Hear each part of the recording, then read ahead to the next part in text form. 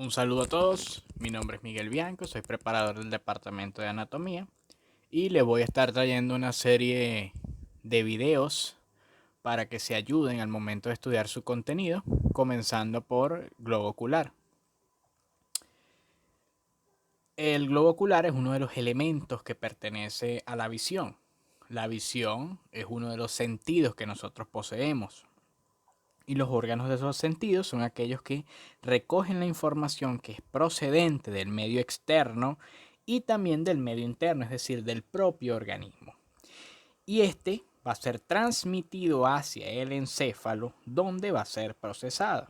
Entonces, para que la visión se ejecute correctamente, deben existir tres elementos.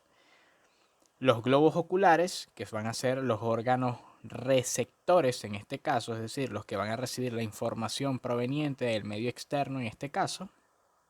Además, la vía óptica que va a conducir esta imagen hacia el tercer elemento, que va a ser la corteza visual, donde va a ser procesada.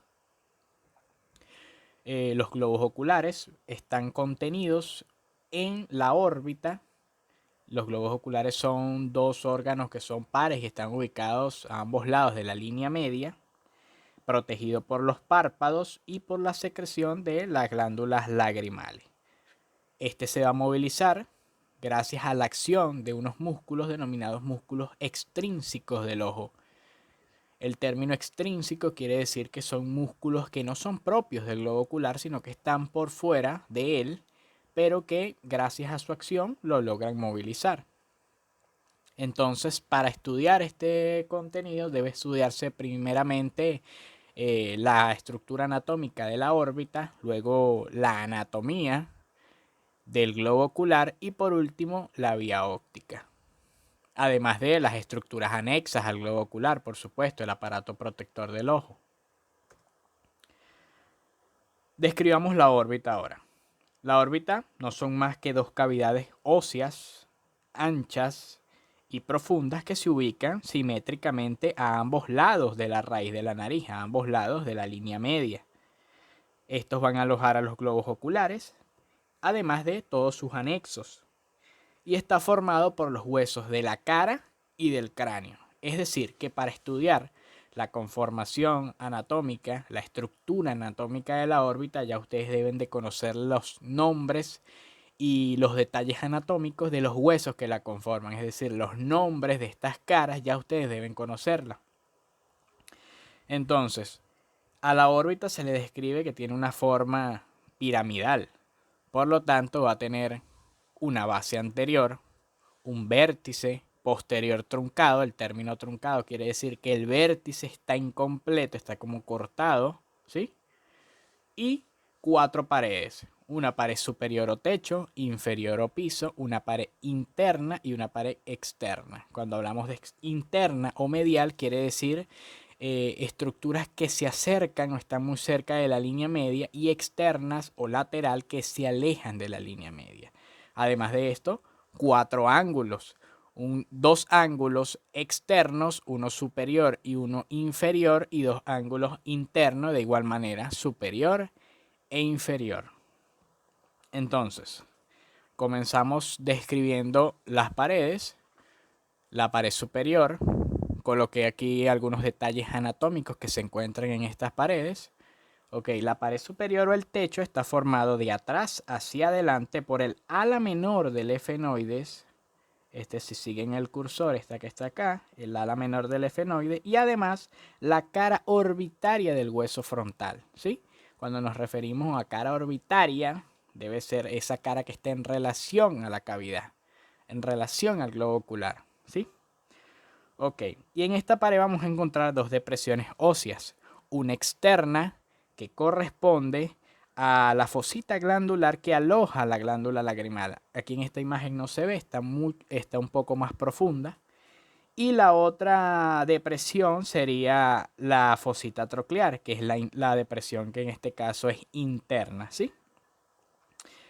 Ahora la pared inferior o el piso, que está formado de atrás hacia adelante por la cara orbitaria del maxilar. Este sería el maxilar, ¿sí? la cara orbitaria del maxilar, y la porción de la cara orbitaria del hueso cigomático, la porción inferior. Si toda esta es la cara orbitaria del hueso cigomático, en este caso para el piso solamente se toma la porción inferior. Entonces el piso está formado por la cara orbitaria del maxilar y el segmento inferior de la cara orbitaria del hueso cigomático. ¿Qué vamos a encontrar allí? Un pequeño surco que hacia anterior se va a continuar como conducto y se denomina conducto infraorbitario. ¿Ok? Pasemos ahora a la pared lateral o pared externa, que está formada de atrás hacia adelante por el ala mayor del efenoides, la porción lateral de la cara orbitaria del hueso frontal, la cara orbitaria de la porción lateral del hueso frontal y más hacia adelante por el hueso cigomático. ¿Qué vamos a encontrar en esta pared? Foramen cigomático orbital, que comunica con la fosa temporal, ¿ok? Pequeño orificio aquí que comunica con la fosa temporal. Ahora pasamos a la pared medial o la pared interna, que está formada de atrás hacia adelante por la cara lateral del cuerpo del efenoides. Aquí en este dibujo es muy difícil observarla, está mucho más profunda. Más hacia adelante la lámina orbitaria del etmoides, que sí se aprecia claramente, el hueso lagrimal y la apófisis frontal del maxilar. ¿Sí? ¿Qué vamos a encontrar en esta pared? Conducto óptico y hacia adelante el surco lagrimal que se continúa con el conducto lagrimal. Entonces, conducto óptico hacia atrás y el surco lagrimal hacia adelante que se va a continuar hacia abajo por el conducto lagrimal.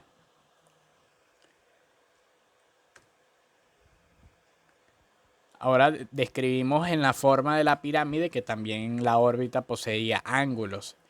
Comenzamos a describir el ángulo superoexterno, que está poco marcado en su tercio anterior por la porción externa de la fosita lagrimal, que como describimos no se observa muy bien en este dibujo.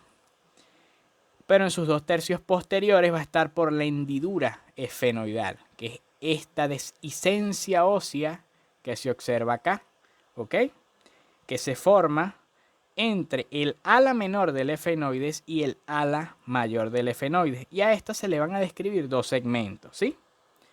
Un extremo ensanchado o ínfero interno hacia abajo y hacia adentro, que es la porción ensanchada o el extremo ensanchado en el que se inserta el anillo de zinc.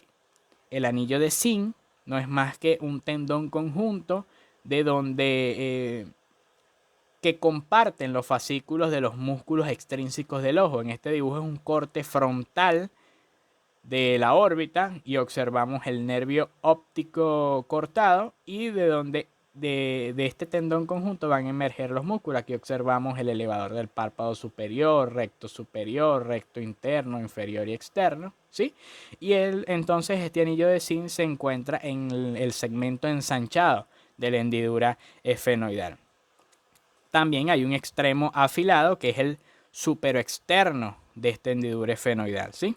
La hendidura efenoidal de importancia pone en comunicación a la órbita con el compartimiento medio de la base del cráneo y va a permitir el paso, ojo, va a permitir el paso en su porción ensanchada de los nervios motor ocular común, es decir, el par craneal 3, del motor ocular externo o par craneal 6, de la rama nasal del trigémino, ¿sí? Entonces, el segmento ensanchado va a dar paso al par craneal 3, 6 y la rama nasal del trigémino. Ahora, la porción afilada va a dar paso al nervio patético, par craneal 4 y a las ramas frontal y lagrimal del par craneal quinto, es decir, del trigémino, ¿ok? Estas son las tres ramas del trigémino, nasal, frontal y lagrimal. Pasan por la hendidura efenoidal en sus dos segmentos, ¿ok? Pasamos ahora al ángulo superointerno, que es sencillo, está formado por la sutura etmoidofrontal, además, y la sutura frontolagrimal, ¿ok? Entre estas suturas se forma el ángulo superointerno. ¿Qué vamos a encontrar ahí? Sencillamente los conductos etmoidales anterior y posterior. Ahora pasamos al ángulo inferoexterno, que está constituido en su tercio anterior por el hueso malar o hueso cigomático y en sus 2 tercios posteriores por la hendidura esfenomaxilar, ¿sí? Que pone en comunicación a la órbita con la fosa pterigomaxilar. Ahora, ¿cómo se forma? ¿De dónde se forma esta hendidura esfenomaxilar? Un espacio contenido entre el ala mayor del efenoides y el hueso maxilar, este que está aquí, muchachos. ¿Sí? Ahora el ángulo inferointerno, que es el menos definido, está formado desde anterior a posterior por la sutura que une al maxilar al unguis, esta que se encuentra acá, ¿me siguen? Y al etmoide, que lo vincula con la apófisis orbitaria del palatino, el pequeño hueso que observamos acá. Nos falta ahora describir entonces la base y el vértice. De la base, sencillo, prácticamente es el orificio, que es de forma cuadrilátera, con sus ángulos que son redondeados y contorneados por el reborde orbitario. Y por último nos queda el vértice. Entonces, el vértice corresponde a la parte posterior, está ocupado por el agujero óptico que se encuentra en el conducto óptico, ¿sí? Y también la porción ensanchada de la hendidura efenoidal. Ahora, esta es una pregunta de examen. ¿Qué pasa por el conducto óptico? Por el conducto óptico va a pasar el nervio óptico, es decir, el par craneal 2, y por debajo la arteria oftálmica. Siempre se pregunta eso. ¿Qué pasa por el conducto óptico? El nervio óptico y la arteria oftálmica. De igual manera, también es pregunta de examen la hendidura efenoidal. ¿Qué se encuentra allí? ¿Qué pasa por allí? ¿Ok? Bueno, esto es todo. Esta es la primera parte del globo ocular. Van a ser divididos por videos para que no sea tan pesado ni para ustedes ni para mí. Esta clase se estudia principalmente del libro Bouchet. Yo recomiendo siempre estudiar de imágenes, aunque no se las pregunten, se hace mucho más fácil entender porque mientras ustedes van leyendo, van viendo esos detalles anatómicos en los dibujos. En este caso yo utilicé el Sobota, ¿ok? No olviden seguir la página de Instagram y gracias.